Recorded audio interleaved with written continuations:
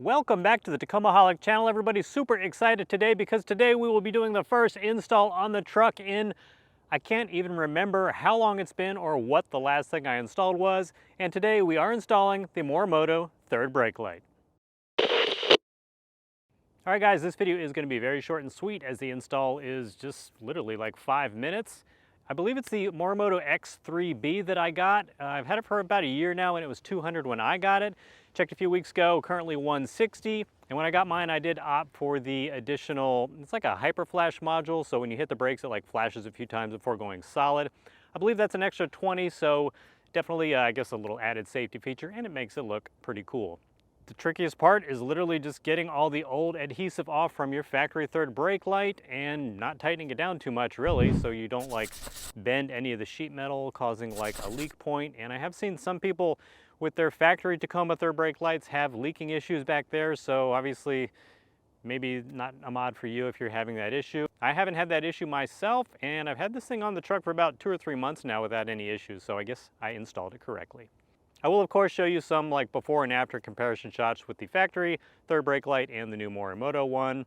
Looks fantastic, outperforms at night, all that stuff. So definitely a nice little cosmetic mod to do to your truck.